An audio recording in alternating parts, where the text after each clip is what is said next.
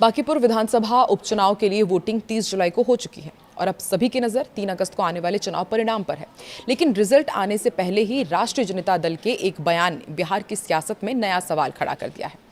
मामला ये है कि राजद प्रवक्ता एजाज अहमद ने भाजपा और प्रशांत किशोर के बीच कथित राजनीतिक संबंधों को लेकर हमला बोला है। सवाल ये है कि जब चुनाव हो चुके हैं और नतीजे अभी सामने आए भी नहीं हैं, तब आरजेडी का पूरा फोकस बीजेपी और प्रशांत किशोर के कथित कनेक्शन पर क्यों है? आइए इसे डिकोड करने की कोशिश करते हैं। नमस्कार, मैं हूं आकांक्षा और आप देख रहे हैं न्यूज़ 18 का डिजिटल प्लेटफॉर्म। बांकीपुर उपचुनाव के लिए मतदान हो चुका है और अब प्रत्याशियों की किस्मत ईवीएम में बंद है। अब बस नतीजों का इंतजार है। ऐसे समय में आमतौर पर राजनीतिक दल अपने उम्मीदवार की जीत का दावा करते हैं और अपने पक्ष में माहौल होने की बात करते हैं, लेकिन राजद के प्रवक्ता एजाज अहमद का ताज़ा बयान चुनाव परिणाम से ज़्यादा बीजेपी और प्रशांत किशोर के कथित संबंधों पर केंद्रित है। दरअसल एजाज अहमद ने आरोप लगाए हैं कि भाजपा और प्रशांत किशोर लंबे समय से एक दूसरे को राजनीतिक लाभ पहुंचाने की रणनीति पर काम करते रहे हैं।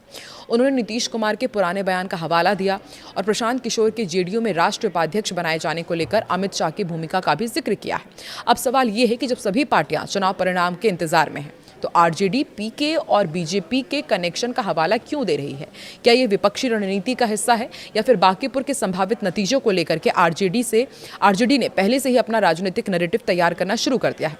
क्या रिजल्ट से पहले ही हार का नैरेटिव तय हो चुका है? साफ है, आरजेडी के दावे के साथ ही यहीं से राजनीतिक सवाल खड़ा होता है कि क्या आरजेडी को बांकीपुर में अपने प्रदर्शन को लेकर कोई अंदाजा हो गया है और इसलिए वो नतीजों से पहले एक वैकल्पिक राजनीतिक नैरेटिव तैयार कर रही है।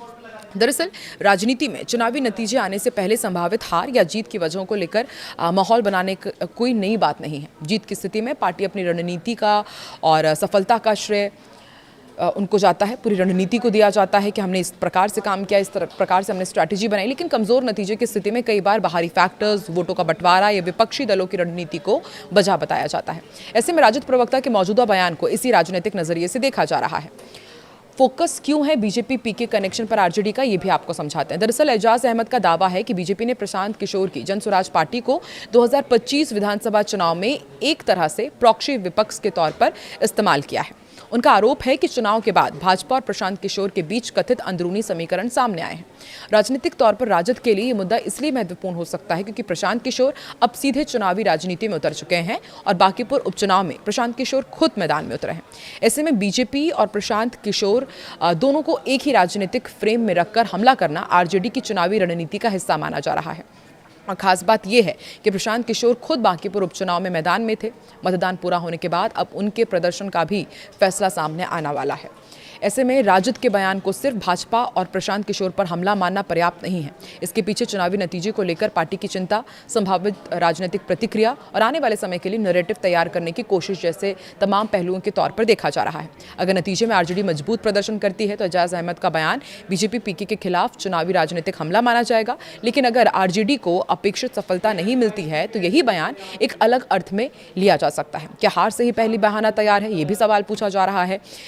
इस पूरे बयान का सबसे बड़ा सवाल यही है कि क्या आरजेडी ने नतीजे से पहले ही ये बताने की कोशिश शुरू कर दी है कि अगर बांकीपुर में प्रदर्शन कमजोर रहा तो उसके पीछे बीजेपी और प्रशांत किशोर का कथित राजनीतिक समीकरण जिम्मेदार होगा, या फिर राजद को भरोसा है कि नतीजा उसके पक्ष में आएगा और वो भाजपा और प्रशांत किशोर के कथित रिश्तों को लेकर पहले से ही राजनीतिक हमला तेज कर रही है। दोनों ही संभावनाएं हैं, लेकिन एक बात साफ है, वोटिंग खत्म होने के बाद ये दिया गया बयान चुनावी रणनीति से ज्यादा अब नतीजों के बाद की राजनीतिक कहानी तैयार करने की कवायद के रूप में देखा जा रहा है। फिलहाल बांकीपुर के मतदाताओं ने अपना फैसला दे दिया है। अब किसी पार्टी के बयान से वोट नहीं बदलने वाले हैं। असली जवाब ईवीएम खुलने के बाद ही मिलेगा। अगर आरजेडी उम्मीद के मुताबिक प्रदर्शन करती है तो उसका बीजेपी पीके पर हमला राजनीतिक तौर पर सफल नैरेटिव माना जाएगा। लेकिन अगर नतीजा उल्टा रहा तो सवाल और बड़ा होगा कि क्या राजद ने बांकीपुर के रिजल्ट से पहले ही अपनी हार की वजह बताने की तैयारी कर ली थी?